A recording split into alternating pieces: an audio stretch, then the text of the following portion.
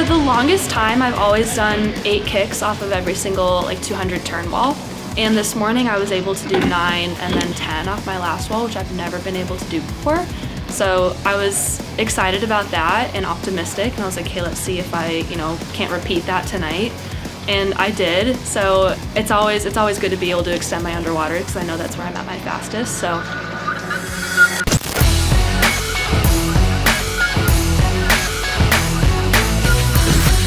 Regan Smith dominated at the Westmont Pro Swim, highlighted by that 2:04.7 200 back, a U.S. Open record.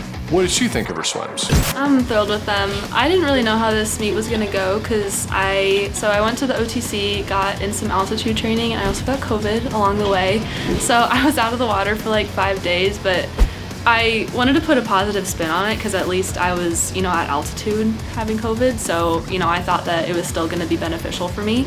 I tried to view it as a little rest, a little taper. And I think that positive attitude helped me have a good meet, and I'm just thrilled with the results. She was at altitude and had COVID? That sounds horrible. I got there 3 days after Fort Lauderdale. I had 5 days of training. We were kind of, getting acclimated. So nothing super crazy yet. And then I got sick. So I was out for 5 days in the middle of the camp. And then I had, a week of training afterwards, and I basically spent that week just getting back into the swing of things. So I don't think I got excellent work done, but I think definitely just being up there and breathing the thinner air for 3 weeks was very beneficial for me. But it was just fun to get to know some people who I didn't know before. I got to train with Tommy Cope every day, who I didn't know at all before training camp, and I really like him now. So it was just a good opportunity to meet some people who I didn't know before. Even though she had dealt with COVID, was she motivated to perform at the Westmont Pro Swim? Extremely, yeah, I was so motivated. I will say, the little hiccup I had with sickness, I think it motivated me even more because I was well, shoot, I was just at this, great level. I was so proud of my swims, and I want to get back there. I don't want to come and do a meet 5 weeks later and kind of, be down again from that sickness. So I think it really made me hungry to stay where I was at 5 weeks prior. Pro life is working for Regan, and not all athletes can make that transition out of the NC2As. Is she more comfortable in the pro lifestyle? I definitely think I prefer this. I really like trying out college swimming, but just personally, I don't think it was right for me.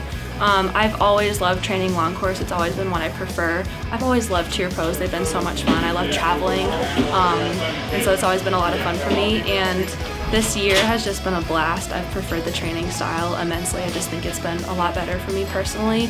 And I've just loved seeing how I've progressed over the course of this season with all these long course meets. And I sometimes have felt in the past short course meets can be a distraction for me. So it's been really nice to just focus on long course. Phoenix is hot. How has Regan adjusted to the heat? It's warm there, but the entire time I've been in Phoenix, the hottest it's been is 99, which I know is hot, right? But knowing it gets to 115, I feel I haven't really experienced the full wrath of Phoenix yet. So it hasn't been terrible, but I don't know if I'm gonna eat my words here pretty soon, but I've enjoyed it so far. I love, I run cold. So I love being hot, and I know that swimming outside in the heat is really difficult, but I think it's a good challenge, and I think it makes things easier when you get to a controlled climate like an indoor pool. How has the move to Phoenix affected Regan outside of the pool? I just feel overall I'm a lot happier. I'm enjoying life a lot more, and I'm able to just kind of slow down. I feel my personality, I can get kind of anxious and always be looking ahead to the next thing. But being in Arizona, I feel I've just been able to slow down and just focus on swimming, focus on what I'm doing that day instead of thinking really far in the future. And it's also been fun. I live alone in Arizona, and that's my first time ever being by myself and being an adult. And it's been really fun to kind of practice being a grown-up. I don't know, it's been weird, but I've really enjoyed it. I love doing silly mundane things doing laundry and making my own meals and cleaning the kitchen after breakfast or whatever. I don't know, it's just been fun. So I like distracting myself with silly tasks like that. So it's been great.